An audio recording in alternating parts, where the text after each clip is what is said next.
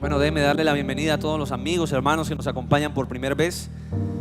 En esta mañana me siento muy honrado de parte de Dios. Es un gran privilegio poder compartir con la iglesia una enseñanza y he tomado el tiempo de estudiar este mensaje. En anteriores oportunidades lo he compartido con otros grupos de personas. La Biblia dice que todo lo que viene de la palabra es inspirado por el Espíritu Santo. ¿Cuántos dicen amén? Entonces, ya sea cual sea el tema, desde que venga de la Biblia nos va a edificar. El propósito de la Biblia es precisamente redarguir, corregir, instruir en justicia. No nuestra propia justicia, sino la justicia de Dios. Quiero que por favor apunte como tema el título de Firmemente plantado. Firmemente plantado.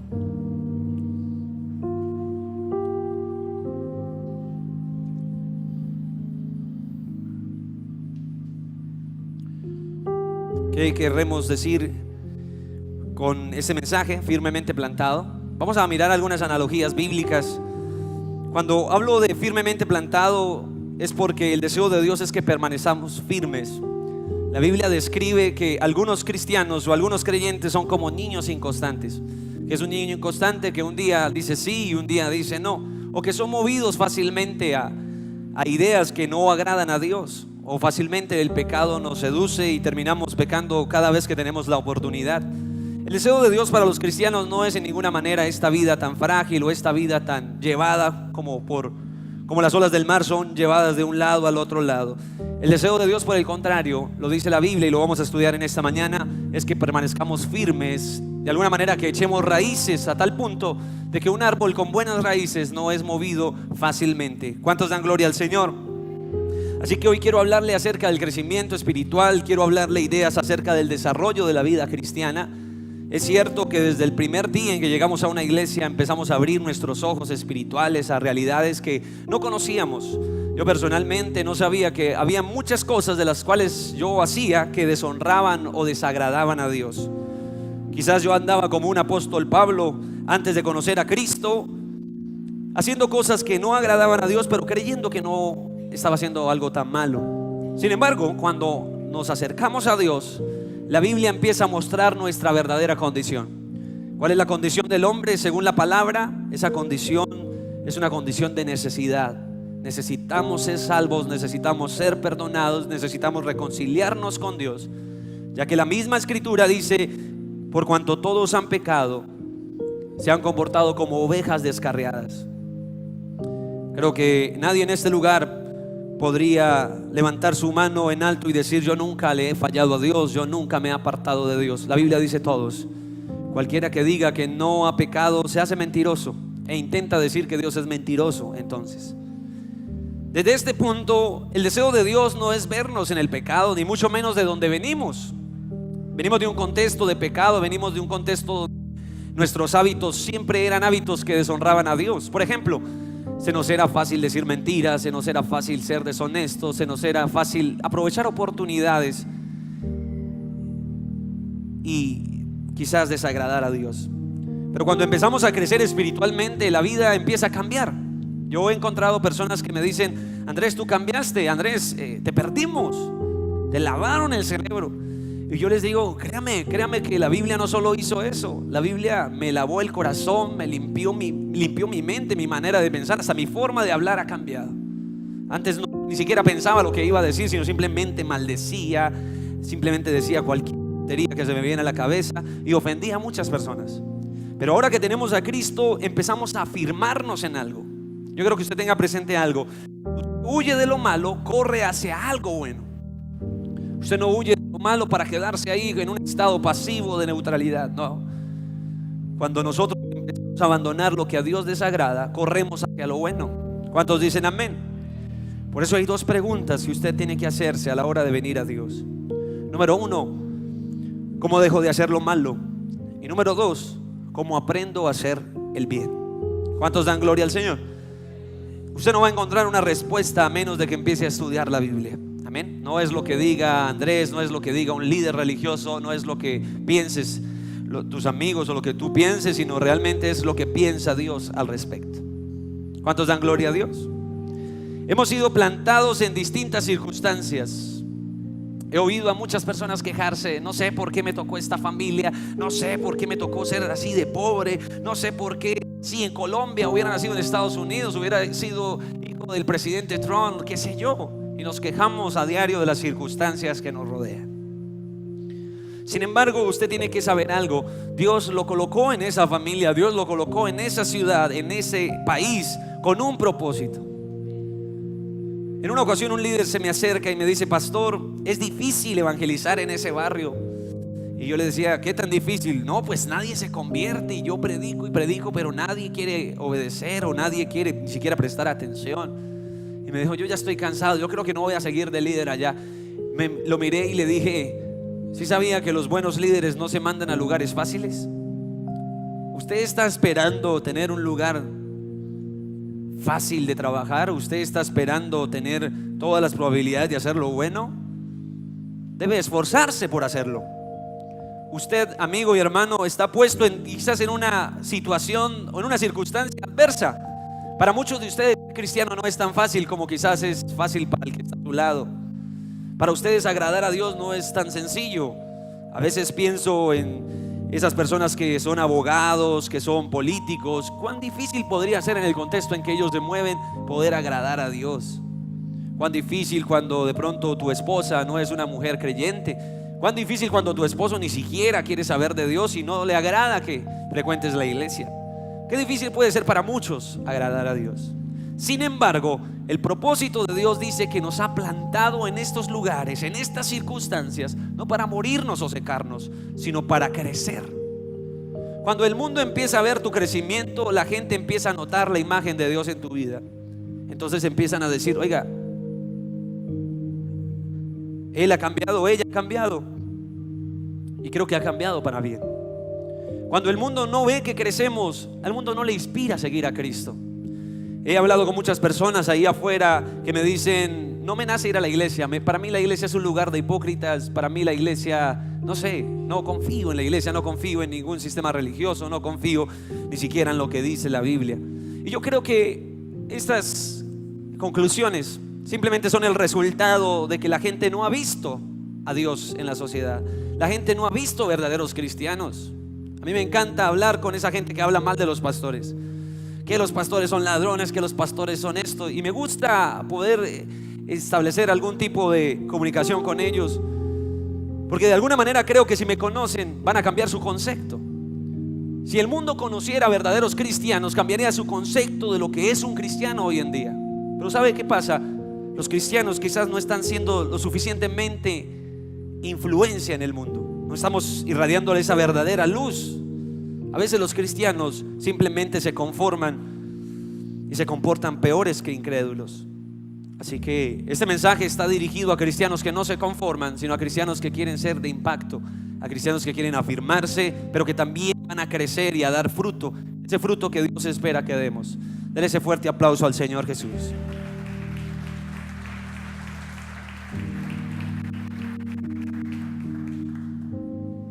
Digo esto porque en un mundo carente de agua viva, estamos en circunstancias difíciles. Parece que fuimos plantados en medio de desiertos, donde la gente no quiere ni siquiera preguntarse qué es bueno ante los ojos de Dios. Hemos sido plantados en circunstancias muy adversas. Yo recuerdo hace un par de años cuando empecé a estudiar en la universidad. En ese entonces empecé a desarrollar la carrera de medicina veterinaria y era un poco complejo porque en mi salón habían 2 cristianas y a diferencia, pues la mayoría ni siquiera iba a una iglesia. Así que compartir con esta clase de amigos, sencillamente algunas cosas no compartía y era difícil en ese contexto. Cualquiera desearía estar en una universidad de cristianos donde todo el mundo simplemente quiere agradar a Dios, pero no es así. Fuimos plantados en lugares difíciles para que nosotros seamos de testimonio. Yo recuerdo a un amigo el cual yo le compartía de Dios en la oportunidad que podía. Yo trato de no ser un poco intenso en esto, pero sí establezco una amistad y aprovecho la amistad para a veces hablarles de Dios. Así que él a veces me prestaba atención, pero decía: Pablo, yo la verdad pues yo no pues yo sé que Dios es bueno, Dios me ama y todo eso, pero yo la verdad no quiero dejar de fornicar, yo la verdad no quiero dejar mi mundo. Su papá era un ganadero muy reconocido en otra región del país, así que ese joven tenía cualquier cantidad de comodidades. Y me decía eso cada vez que yo le hablaba de Dios. No me interesa en realidad, Pablo, llevar una vida alejada de este tipo de placeres que yo tengo. Y bueno, ahí quedábamos. Llegó creo que el segundo semestre y él me habló, pero ese día estaba como muy tensionado, muy nervioso. Me dice: Pablo, yo quiero hablar contigo, espero después de clase. Y yo le dije: bueno, se me hizo raro. Al salir de clase me dijo: Pablo, estoy metido en un problema.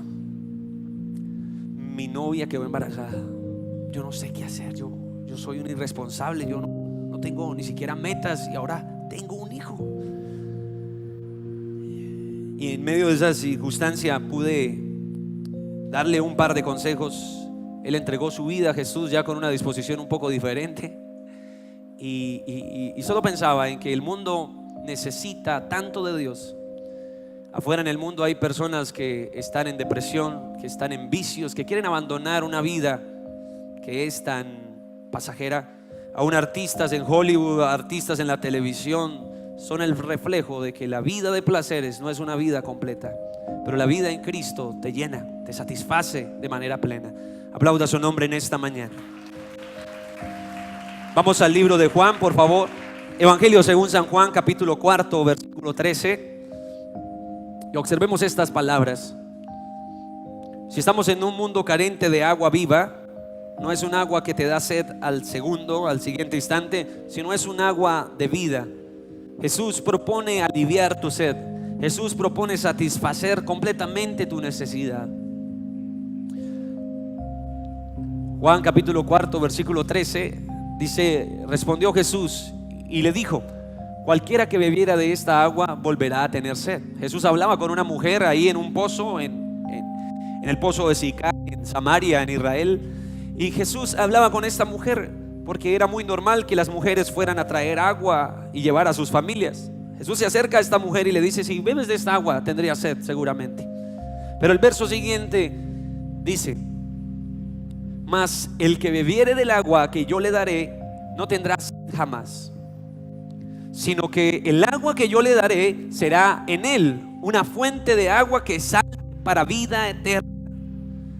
Jesús no solo propone un agua que te satisface en cosas muy mínimas, sino que te lleva a una satisfacción eterna. Agua de vida que salpica para vida eterna. ¿Cuántos dan gloria al Señor? A veces me preocupa la necesidad de mis amigos, de mi familia, y digo: yo puedo darles un mercado, yo puedo, si Dios me permite y me bendice, yo puedo intentar ayudar en sus problemas materiales. Pero más allá de ese tipo de ayuda, no hay una necesidad más grande en las personas que la necesidad de conocer a Cristo.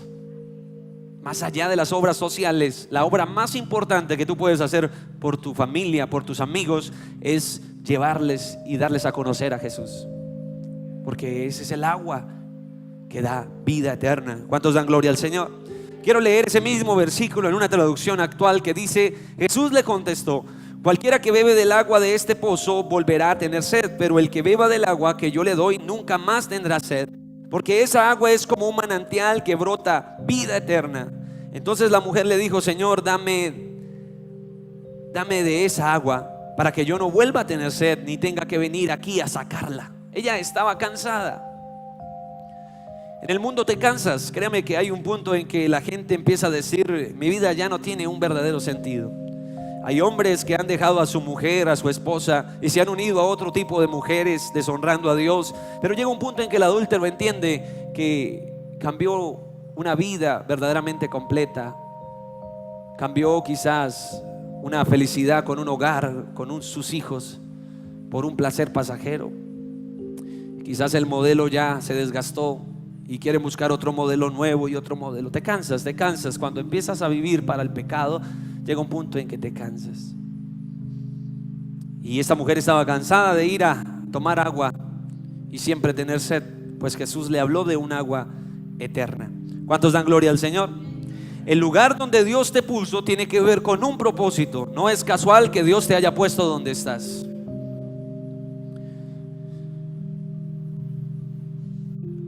desde que tenía 11 o 12 años, yo soñaba al llegar a mis 23, 24 años estar en un lugar quizás más grande, quizás imaginaba un ministerio un poco más influyente, qué sé yo, tenía muchas metas para mis 24 años. He llegado a mis 24 y me doy cuenta de que no ha sido tal como imaginaba. Sin embargo, aunque no estoy conforme en el punto donde estoy, sí debo estar agradecido porque Dios me ha llevado a donde estoy. ¿Cuántos dicen amén? Cuando entiendo qué es lo que me rodea, entiendo que Dios tiene un propósito para mí.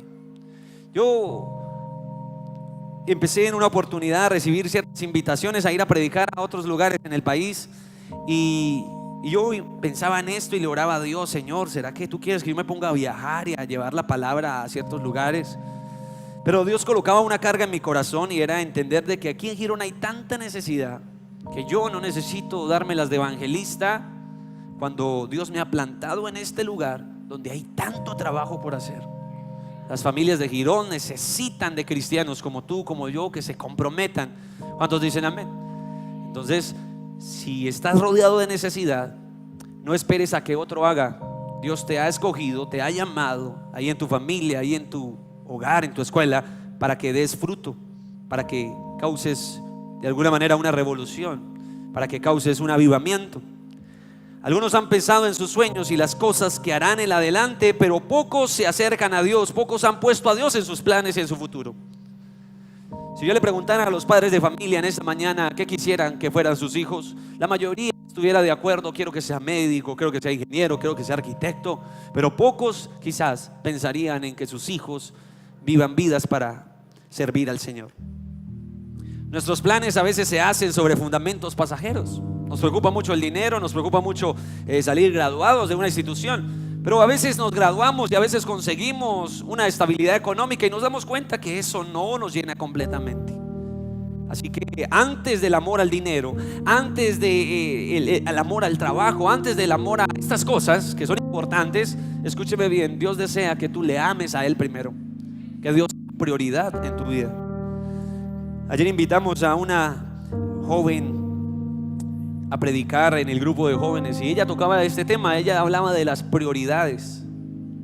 Ay, es que es tan difícil orar, es tan difícil venir a la iglesia, es tan difícil intentar conocer de Dios. Y yo diría a esas personas: no es difícil. ¿Sabe cuál es el problema de esa persona? El problema es que no tiene prioridades, no establece prioridades en su vida.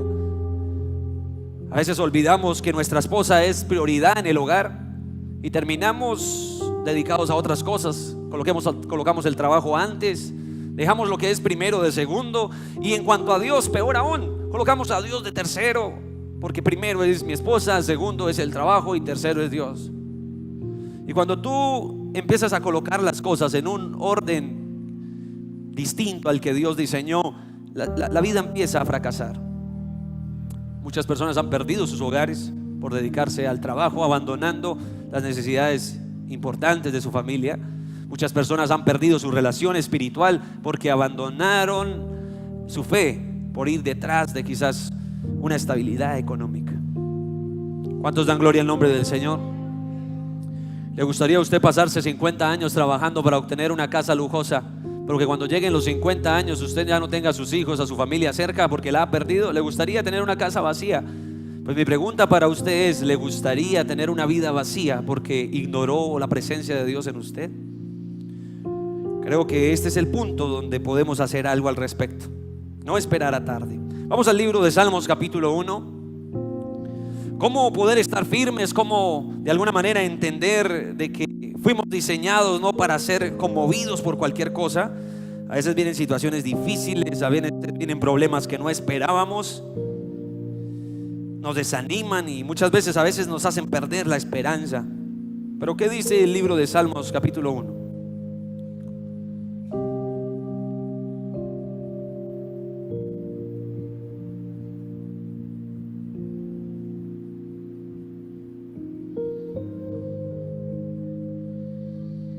Vamos a mirar desde el verso 2 en adelante.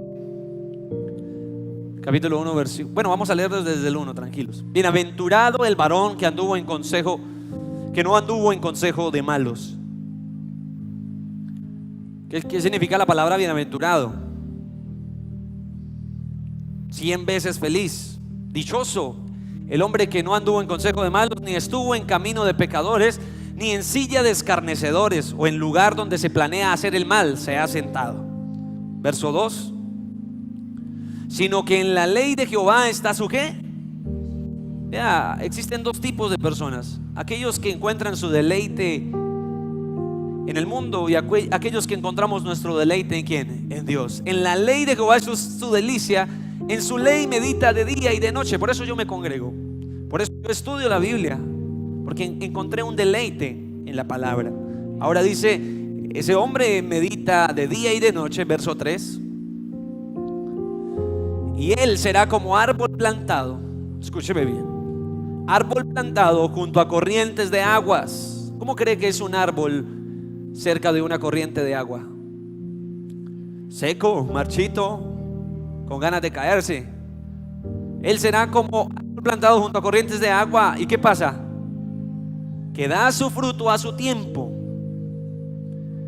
su hoja no cae, y todo lo que hace prospera. ¿A usted no le gustaría que todo lo que usted hiciese prosperara? Qué buena palabra y qué buena promesa encontramos aquí.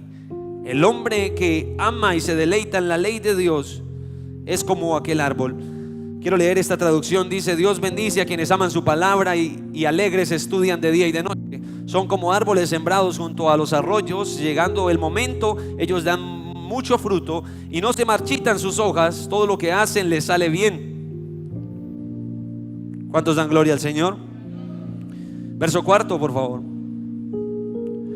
No así los malos, todo lo contrario, los malos son como el tamo. ¿Alguien sabe qué es el tamo? El tamo es como una cascarilla, si no estoy mal.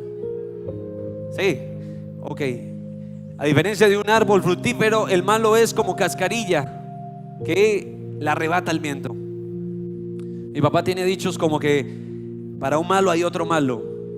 Llega un punto en que el malo se siente muy fuerte, muy convencido de su maldad, y llega un punto donde empieza a sentir consecuencias tarde o temprano. No existe el primer Pablo Escobar, el primer Adolfo Hitler, el primer Timochenko que se burle de Dios. Siempre lo que sembramos recogemos. ¿Cuántos dicen amén? Serán como tamo que arrebata el viento. Verso 5. Por tanto no se levantarán los malos en el juicio, ni los pecadores en la congregación de los justos. Delante de Dios nadie puede decir: Señor, yo no soy tan malo, pues dediqué la mayor parte de mis años a ignorar lo que tú decías, pero yo no creo que sea tan malo ni merezca la condenación. De pronto no robé, no maté, al igual que esos genocidas, pero no creo que merezca el infierno. Escúcheme bien: cuando usted abandona la ley de Dios, cuando usted no se preocupa por tener una relación con Dios, tiene un mismo lugar destinado. ¿Cuántos delitos se necesitan en la ley colombiana para caer en una cárcel? 5, 10. Con uno solo usted podría ir a la cárcel. Pensemos que cuando hemos transgredido la ley de Dios merecemos un juicio justo, y el juicio justo dice: la paga del pecado es ¿qué? Muerte. Así que acérquese a Dios y no elabore excusas que le hacen sentir conforme con su modo de vivir. Todo lo contrario, ajuste su modo de vivir a lo que Dios desea. No se pueden levantar los malos en el juicio y decir o mofarse: los pecadores no se podrán jamás contar entre la congregación de los justos. Mucha gente asiste a las iglesias. Es increíble la cantidad de cristianos que hoy hay en el país. Colombia hoy se cataloga uno de los países, después de Brasil, con más cristianos protestantes, o personas que de pronto no profesan un catolicismo, pero sí creen en una fe bíblica. Se dice que las principales ciudades en que tienen más cristianos en Colombia se ubica Bogotá, se ubica Medellín, y Bucaramanga es una de las ciudades con más cristianos. Hace poco, en el plebiscito, los cristianos pudieron colocar el no en sus votos. Por eso hoy las iglesias se volvieron centros de interés político. Afortunadamente hay iglesias donde el púlpito todavía no se mezcla con política. ¿Cuántos dan gloria al Señor? Pero existen hoy cantidades de cristianos, aparentemente, Pero si el Señor viniese y apartase las ovejas de los cabros, ¿sí me entiende lo que le estoy diciendo? Si Dios hiciera una distinción entre los que le aman y los que no, mi pregunta es: ¿será que nos vamos con el Señor? ¿O seremos contados como gente que conocía lo que era bueno, pero nunca hacía lo que tenía que hacer? Vamos al libro de Jeremías, capítulo 17, verso 7. A mí me encanta ese ejemplo que da el libro de Salmos, capítulo 1, como árbol plantado. Yo quiero ser ese tipo de árbol plantado que nunca le faltan sus nutrientes, sino que cada día crece y da mucho fruto. Jeremías 17, 7 también nos trae una ilustración parecida.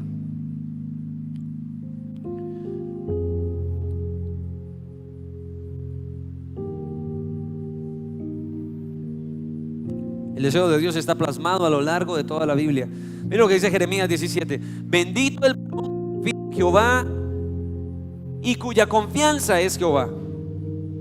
¿Recuerdan el Salmo 1? Bienaventurado el varón que se deleita en la ley de Dios.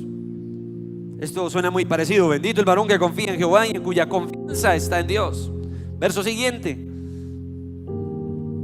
porque será como árbol plantado junto a las aguas, que junto a la corriente echará sus raíces y no verá cuando viene el calor, sino que su hoja estará verde, y en el año de sequía no se fatigará ni dejará de dar fruto. Es un paralelo hermoso lo que podemos comparar entre Jeremías y el Salmo 1.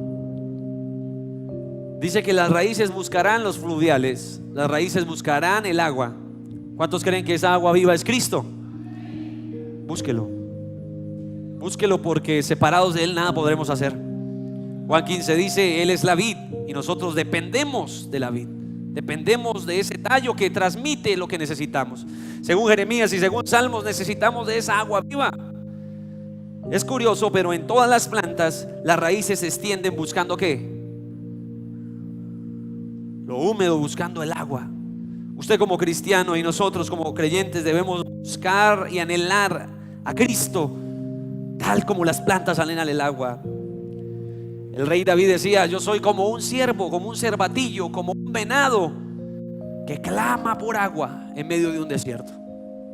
Y Jesús dijo: cualquiera que tiene hambre y sed, yo le daré de comer, yo le daré de beber. Él es el agua viva, Él es el pan de vida que sacia para vida eterna. Aplauda su nombre en esta mañana. No verá cuando viene el calor. Es increíble poder ver un cristiano que en medio de necesidades, en medio de problemas, quizás circunstancias difíciles, mantiene su fe y su confianza en Dios. He conocido personas que admiro porque en medio de su condición, créame que me sería muy difícil quizás confiar o mantener mi fe intacta.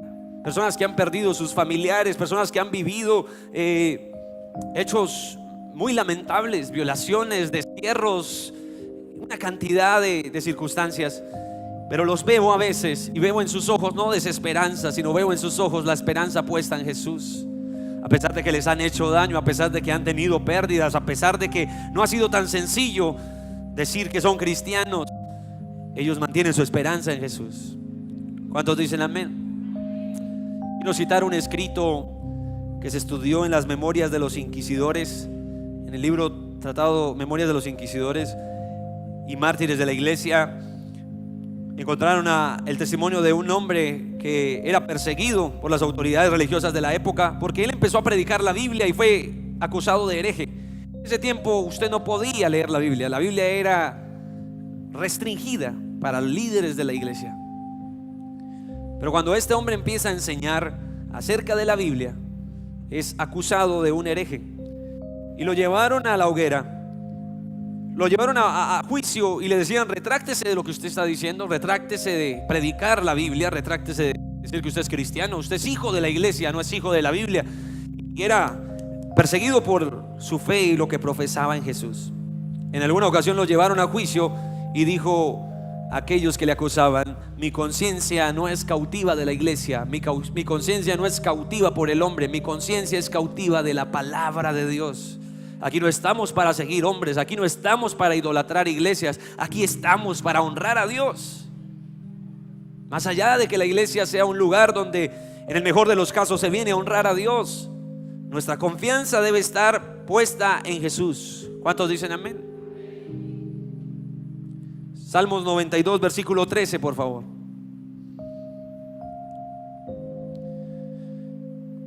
Y entre las frases más importantes que he podido hablar en esta mañana, quiero que preste atención a la siguiente: mientras más tiempo pase cerca de la presencia de Dios, más firme usted será en sus caminos, más podrá agradar a Dios.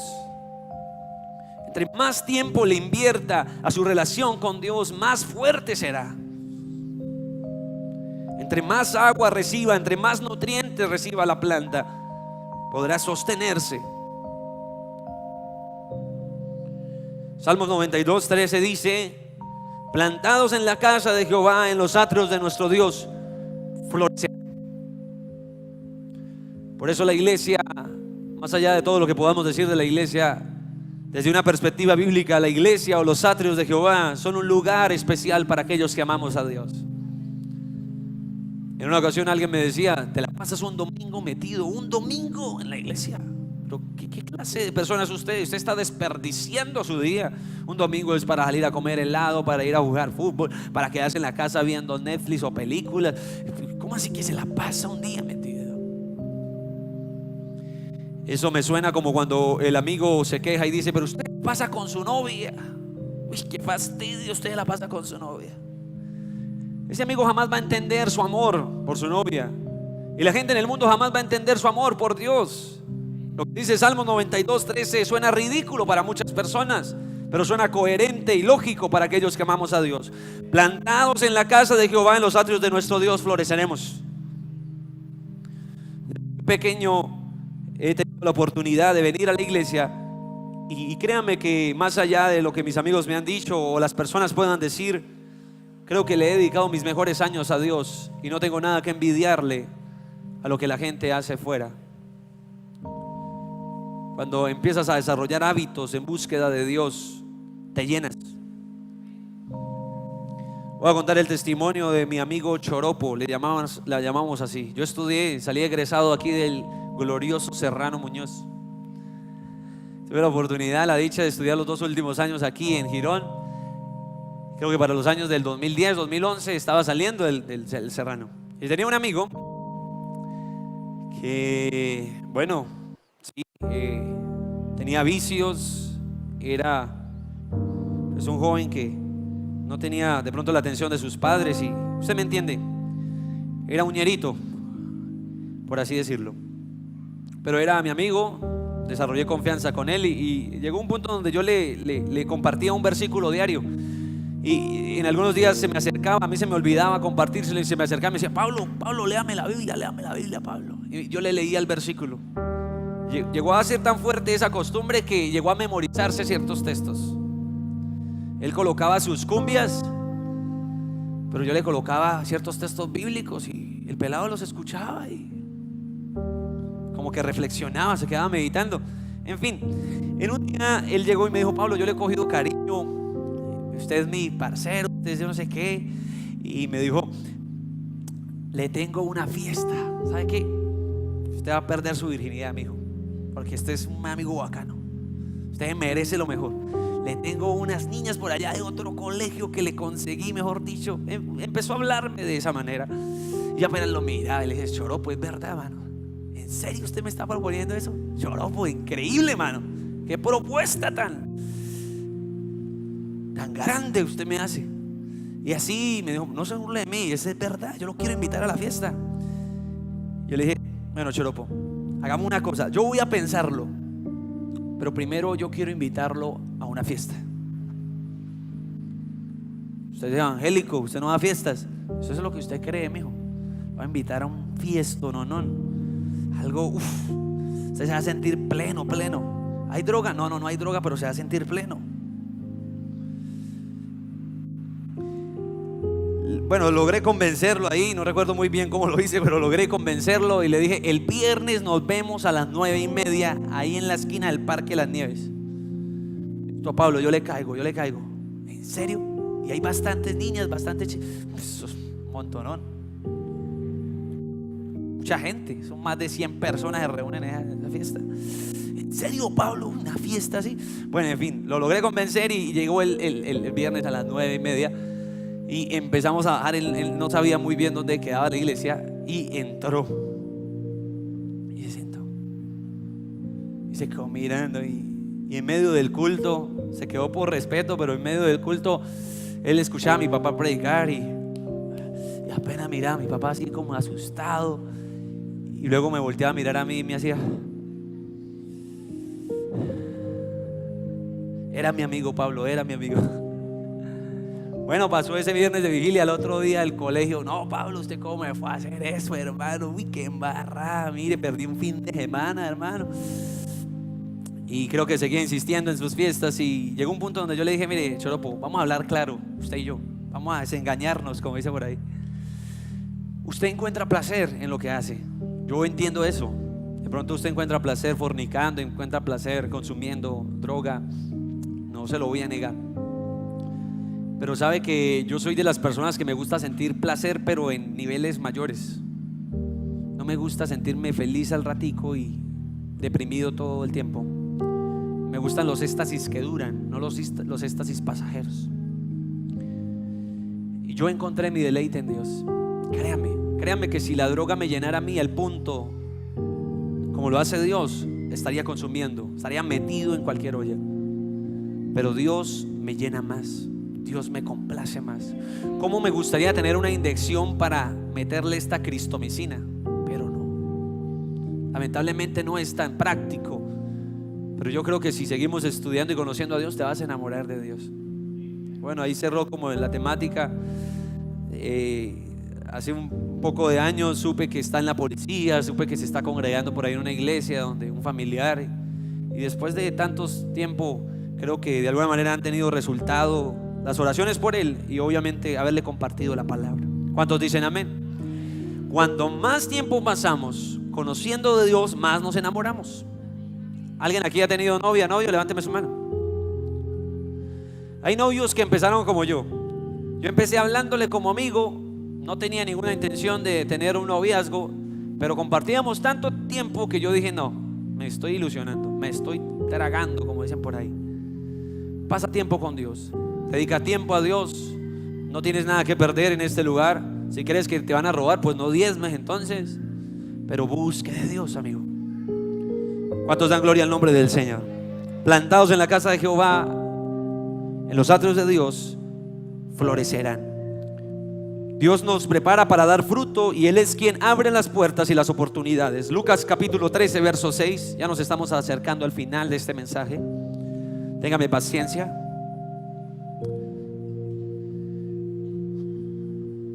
Lucas capítulo 13 versículos 6 al 9 nos habla de la higuera estéril. ¿Qué es una higuera?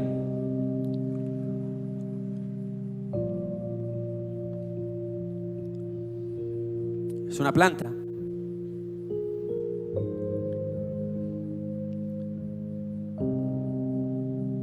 Lucas 13, 6 al 9. Eso es una parábola que dijo también esta parábola. Jesús está hablando y dice: tenía un hombre una higuera plantada en su viña y vino a buscar fruto en ella y no encontró. Y dijo al viñador: he aquí, hace 3 años que estoy viniendo a buscar fruto en esta higuera, en esta planta, y no lo hallo, no lo encuentro. Así que córtala. ¿Para qué inutiliza también la tierra?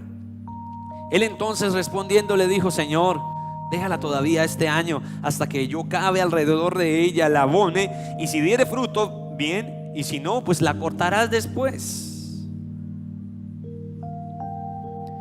¿Por qué Jesús contaría una parábola como esta?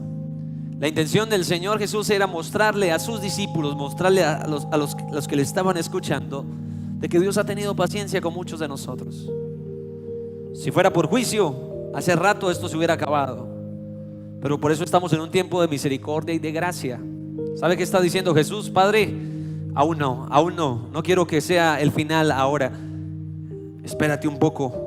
Creo que hay oportunidad con Andrés, creo que hay oportunidad con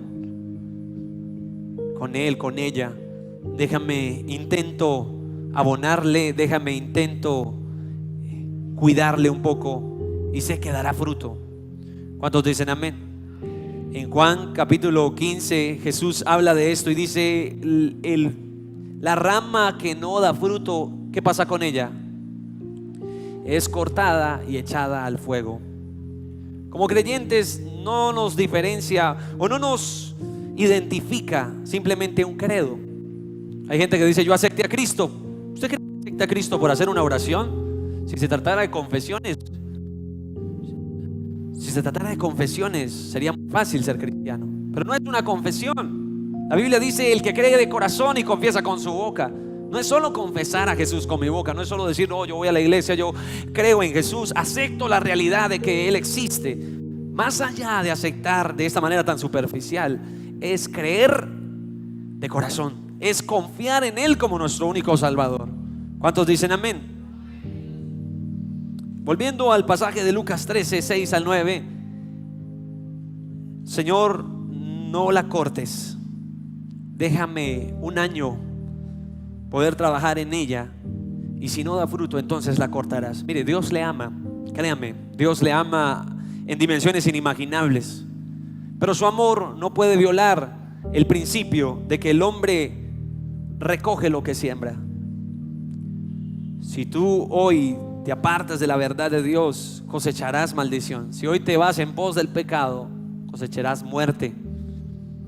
Y por más de que Dios te ame, no podrá impedir eso. Es curioso saber de que Dios murió por todos, pero no todos son salvos. No todos eran salvos. No todas las plantas dan fruto. Lo cierto es que los cristianos fuimos diseñados para dar evidencia, fruto, resultados. No confesiones, no cánticos. Cánticos, los fanáticos de Shakira también cantan. Tocar un piano lo hace cualquier músico. Venir a un lugar y reunirse y escuchar a un conferencista lo hace cualquiera. Más allá de esto, lo más importante es nuestra obediencia hacia Dios. Un día Dios le dijo al profeta: es que amo más que los sacrificios. ¿Sabes qué me complace más que los cánticos o lo que me ofreces a mí? Lo que más me complace es la obediencia. ¿Cuántos dicen amén?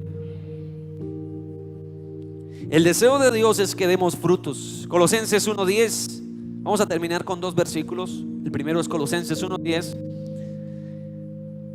Dice lo siguiente: para que andéis como es digno del Señor.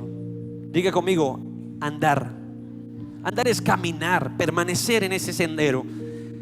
Para que andéis como es digno del Señor, agradándole en todo, llevando fruto en toda buena obra, creciendo en el conocimiento de Dios. ¿Cuál es el fruto de un cristiano? Sus obras lo demuestran. Te va a ser fácil perdonar, te va a ser fácil ser bondadoso, tener un carácter piadoso, tener un carácter de bendición para otras personas. No le cuesta hacer el bien a alguien que ama a Dios. Pero también dice: creciendo en el conocimiento de Dios. Vas a tener pasión y amor por leer la palabra, por estudiar la Biblia. A mí no me gustaba leer, la verdad.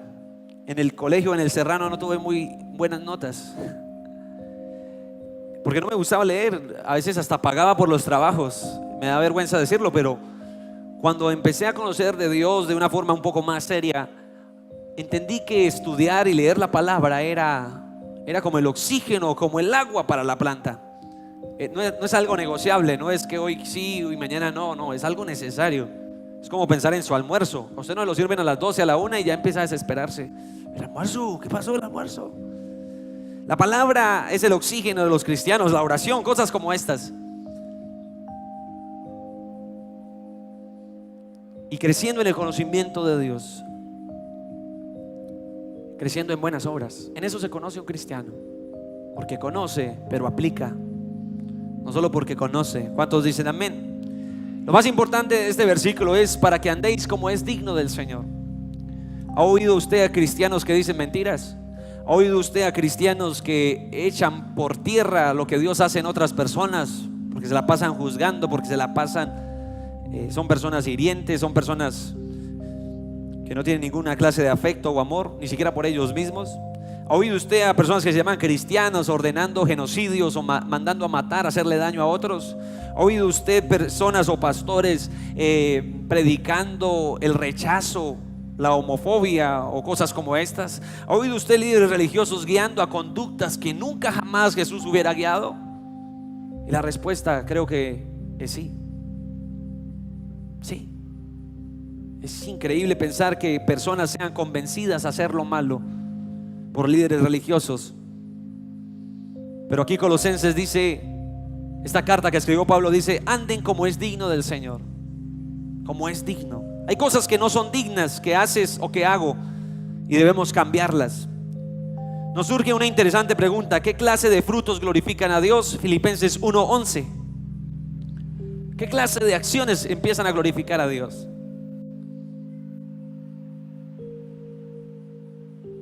Termino con eso.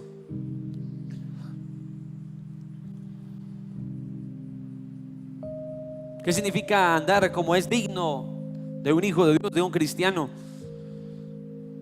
Filipenses 1:11 dice: llenos de frutos de justicia que son por medio de Jesucristo, para gloria y alabanza de Dios. En otras palabras, que cuando hagas algo bueno, eso será bueno cuando intentas glorificar a Dios. Que cuando la gente te vea haciéndolo, la gente diga gloria a Dios. Pero a veces nos gusta llevarnos la gloria a nosotros, ¿verdad? En una ocasión le preguntaron a un maestro bíblico, le dijeron: Doctor John, usted me está diciendo que si una persona no conoce al Jesús de la Biblia, al Dios de la Biblia, entonces no es buena.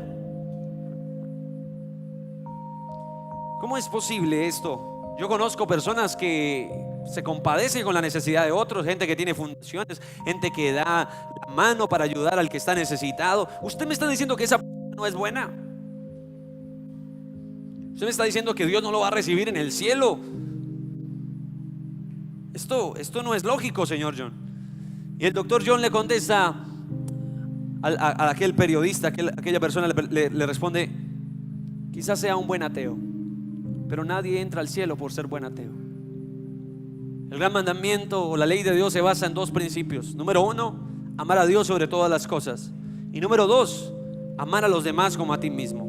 De nada te sirve solo amar a los demás como a ti mismo. Si no le estás llevando gloria a Dios, te estás llevando la gloria. La gente dice: qué bueno es Él. No, que cuando la gente te vea diga: Dios está en Él. Mire lo que Dios está haciendo con ese muchacho, con esa joven, con esa familia. ¿Cuántos dicen amén? Pero también es curioso pensar que otros dicen amar a Dios, pero no tienen amor por los demás. ¿Son qué? Solo piensan en ellos mismos. Son egocéntricos. Son hasta amargados ahí, toscos con los demás. Hay cristianos así. Yo digo: ¿qué clase de cristianos son ellos? Es un equilibrio perfecto entre el amor hacia Dios, las buenas obras, y según lo que nos dice Filipenses, llenos de frutos de justicia por medio de Jesús. No le llamemos a algo bueno cuando no está llevándole la gloria a Dios. Ay, pero mire, donaron esto.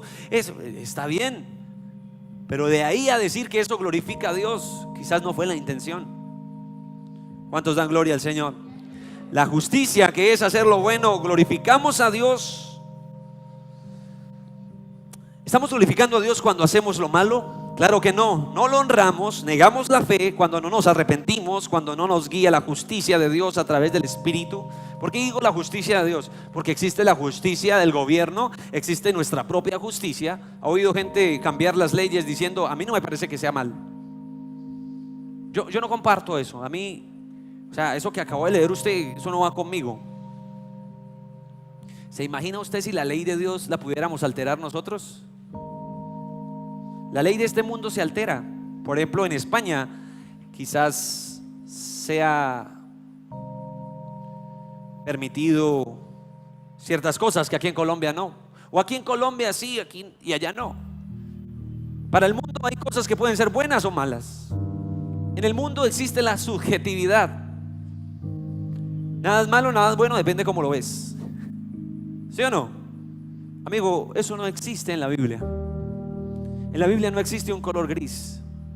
O es blanco o es negro. No intentes persuadir la ley de Dios con una perspectiva así como: yo no creo que sea tan malo, yo no creo que Dios me vaya a hacer. Si escrito está, escrito está. ¿Cuántos dan gloria al nombre del Señor? Vamos a estar en pie, por favor, démosle gracias a Dios por esta palabra. Gracias a usted también por su paciencia. Y vamos a darle gracias a Dios. ¿Cuántos se sienten bendecidos en esta mañana? Mira al que está a tu lado y dígale: qué gran bendición este día. Acompáñenme en una oración, por favor. Padre celestial, gracias te damos, Señor, por esta oportunidad que nos permites adorarte. Vamos a estar adorando al Señor. Dígale: gracias por esta oportunidad en que bendices mi vida. Esta palabra trae restauración a mi corazón, claridad de tu propósito, Señor. Y dígale: en esta mañana yo quiero pedirte perdón, Señor.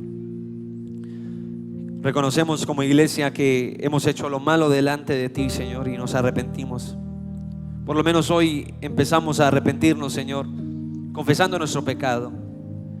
Confesamos, Señor, que no hemos buscado lo bueno. Quizás hemos sido plantas que no buscan el agua de vida, sino que intentan saciarse en cosas pasajeras. Dígale: Señor, perdóname. Pero ahora que tu palabra toca mi corazón, dígale: Señor, yo quiero ser ese árbol plantado junto a corrientes de agua viva. Hay personas en este lugar que quieren decirle al Señor eso. Dígaselo en su oración. Dígale: Señor, haz de mí un cristiano que lleve fruto. Frutos de justicia, frutos de amor, frutos de honra a Dios. Dígale: Señor, enséñame a hacer lo bueno. Escribe en la tabla de mi corazón lo que tú quieres de mí, Señor. Dígale: Señor, capacítame para hacer tu voluntad. No queremos hacer nuestra propia voluntad, nuestra propia justicia, sino queremos hacer tu voluntad, Señor. Levante sus manos en esta mañana, adoremos al Señor. Y en medio de su oración ahí, hable con el Señor de manera personal. Quizás usted nunca ha orado, hace mucho no oraba. Dígale al Señor: enséñame a comunicarme contigo. Enséñame a sentir tu presencia, Señor. A veces creo que no estás, a veces creo que ignoras mi existencia. Dígale: Señor, perdóname por pensar así. Yo sé que eres un Dios poderoso. Y así como estás levantando la iglesia, así como estás levantando familias, estás levantando jóvenes, estás levantando niños, te pido que levantes mi vida. Dígale: Señor, te pido que levantes mi familia. No queremos vivir para el propósito del mundo, queremos vivir para tu propósito, Señor. No es una elección a considerar amarte a ti primero, porque escrito está que tú nos amaste primero, Señor. Antes de que nosotros pudiéramos amarte, Señor, tú nos amaste primero. Pues levante sus manos, dígale: Señor, quiero levantar a ti mis manos. Dile: maravilloso, maravilloso Jesús, milagroso Señor. Dile: llena este lugar de tu presencia. Haz descender tu poder a los que estamos aquí. Creo en ti, Jesús, y en lo que harás en mí. Creemos en tu plan, en tu propósito. Creo en ti.